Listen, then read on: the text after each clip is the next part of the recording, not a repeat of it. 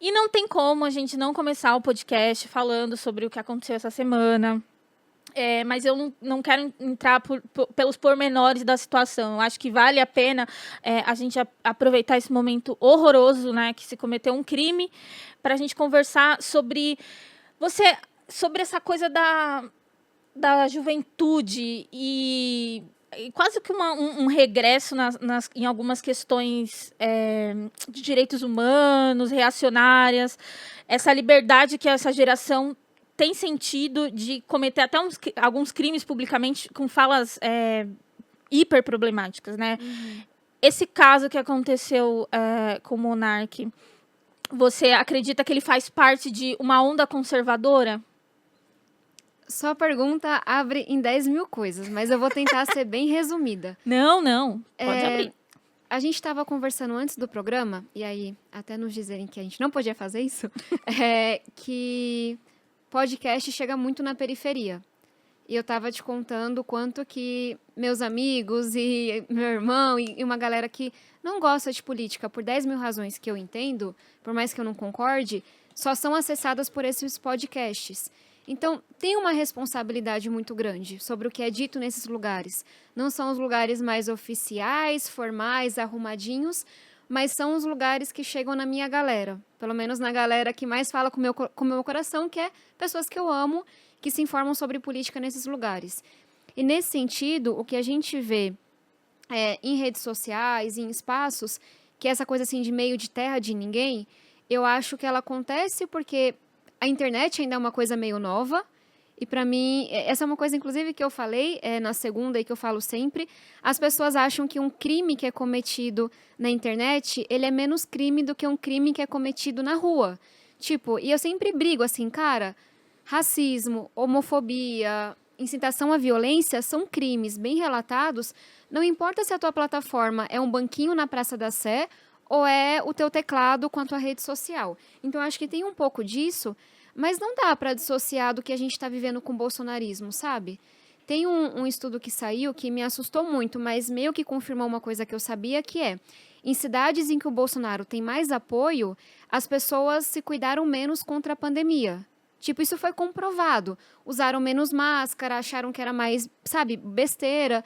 Então, acho que não dá para dissociar desse movimento do bolsonarismo, que é o líder em posição máxima na política do nosso país tenta normalizar coisas muito absurdas, que são falas machistas, que são falas racistas, homofóbicas, que é uma incitação à violência contra a imprensa, que é você tratar tudo que é diferente como inimigo, com ódio, com violência. Pelo menos é assim que quem se coloca contra o bolsonarismo de forma mais enfática é recebido, com ódio e com violência. Então eu acho que junta essa coisa de internet meio terra de ninguém, porque é uma coisa nova, entre aspas, né? Mas que o povo está acessando mais agora, com esse movimento do bolsonarismo. E tudo isso faz parte de um movimento no mundo que é com Trump, de movimentos populistas. Então acho que está tudo meio conectado. Agora, o que a gente viu, especialmente na terça-feira, e eu acho que talvez seja a única coisa positiva disso tudo, é que a sociedade está pronta para responder. Nem sempre, em casos muito específicos, mas ficou uma mensagem de não dá para dizer qualquer coisa. Não dá para você defender a existência de ideologias absurdas no sentido de que elas colocam em risco a existência de seres humanos e isso não ter consequência. E vamos deixar de lado o debate que os juristas estão fazendo nesse momento. A sociedade condenou aquilo com a repercussão que aconteceu. Então, eu acho que, nesse sentido, a gente sai melhor como sociedade dessa discussão? Não dá para dizer tudo, tem que ter limite. E influenciadores, sejam eles apresentadores de TV ou apresentadores de podcast que fala? Acho que é. Acho que é. Cara, influenciam muitas pessoas e tem que ter responsabilidade. Esse aumento Mas você acredita que existe um aumento de uma despolitização dentro da juventude? É muito difícil responder vindo da periferia, assim. Meu pai não terminou o ensino fundamental. Minha mãe terminou o ensino médio recentemente. Cara, eles não tiveram acesso às mesmas informações que eu tive. Minha mãe não tem nenhuma memória sobre o que foi a ditadura. Minha mãe é super nova, né? Ela me teve muito novinha. Mas, assim, minha mãe estava viva no período da ditadura, só que a experiência dela no sertão da Bahia, tipo, foi muito distante do que estava acontecendo aqui em São Paulo. Então, eu tenho muita dificuldade de achar que a geração da minha mãe foi mais politizada do que a minha geração, porque é a primeira vez que, de forma substancial, quem vem da periferia está acessando o ensino médio, está acessando a universidade, está participando do debate de forma mais enfática. Então, eu sei que é meio que a teoria corrente, né? A juventude de hoje é mais despolitizada. Mas não é o que eu sinto. O que eu sinto é que a gente tem, sabe? E, obviamente, isso é a luta de todo mundo que veio antes. E com muita desigualdade, com muito problema ainda. Mas a gente participa mais das coisas. A gente tem mais acesso do que nossos pais. Agora, o que eu sinto é que essa turma de agora não tem esperança nenhuma na política. É diferente ser politizado e acreditar que a política importa, que vai vir alguma coisa boa dela. Eu cresci vendo compra de voto na minha comunidade. Isso acontece até hoje. Sabe, eu cresci com os mesmos grupos indo lá dividir a comunidade, sendo de esquerda e direita e dizendo: essa parte da comunidade vota em fulaninho, essa outra em não sei quem. Então, eu cresci sem gostar de política, eu cresci odiando política também. E aí foi minha luta na educação que me mostrou que essa não era uma opção, que não tinha essa de não gostar de política. Então, em resumo, eu acho que sim, nós temos mais acesso, sim, nós temos mais informação, mas tem uma desilusão geral com a política que leva a esses populismos que a gente está vendo, de Bolsonaro a Trump, de achar que a democracia não vale a pena, de achar que, sabe, tem que apertar o botão do dane-se e apostar numa pessoa como Bolsonaro. Mas eu não acho que é falta de informação. Eu acho que é uma desilusão com a democracia, por várias razões. A democracia não entregou o que ela prometeu entregar em 30 anos. Sabe? E talvez a gente não viveu o que foi a ditadura mesmo, né? Então, acho que isso também tem um impacto. No Brasil, as pessoas não sabem o que é o Holocausto, mas também elas não sabem o que foi a escravidão. E elas não sabem por que a escravidão, na real, nunca acabou. E elas não sabem o que foi a ditadura. E elas não sabem quanta gente morreu para que a gente vivesse numa democracia. Aí talvez volta para a educação, mas já me alonguei bastante. Não. Cara, será que você não tá falando de uma galera mais tradicional e não tá aberta a outras posições políticas dentro da própria esquerda? Quando eu fico pensando na sua questão de, vamos romper com essa política tradicional dentro da esquerda. Marielle, para mim, é um dos maiores exemplos de renovação política do país. Você não acha que você, às vezes, acaba sendo um pouco injusta com a esquerda quando você coloca todo mundo dentro dessa cartilha tradicional, cinquentona, branca, heterossexual e masculina? Então, sim, muitas vezes eu falo da esquerda com muita mais raiva do que às vezes eu vou falar dos ataques da direita, porque eu espero os ataques da direita.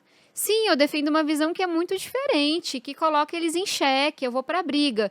Então, assim, sendo muito sincera, crime é crime, eu trato igual, mas um ataque da direita vai doer menos, porque às vezes eu acho que o ataque da esquerda é mais injusto, no sentido de que uma diferença é amplificada por disputa de poder. Porque eu disputo esse voto da esquerda. Eu não disputo o voto da direita. Isso está muito claro para mim, pesquisa, em rede social, o que for.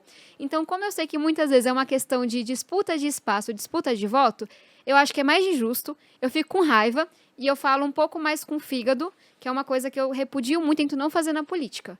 Não no sentido, de verdade, assim, tentar falar das diferentes esquerdas, mas não quando há uma visão predominante na esquerda brasileira. E quando você vai contra essa visão, você é linchado. Virtualmente, ou com uma garrafa que, na última manifestação, uma pessoa acho que era do PCO, tacou em mim. Existem muitas esquerdas, mas hoje, em posições de poder, na mídia, com espaço de fala, predomina uma parte da esquerda. E acho que a gente vai concordar com isso.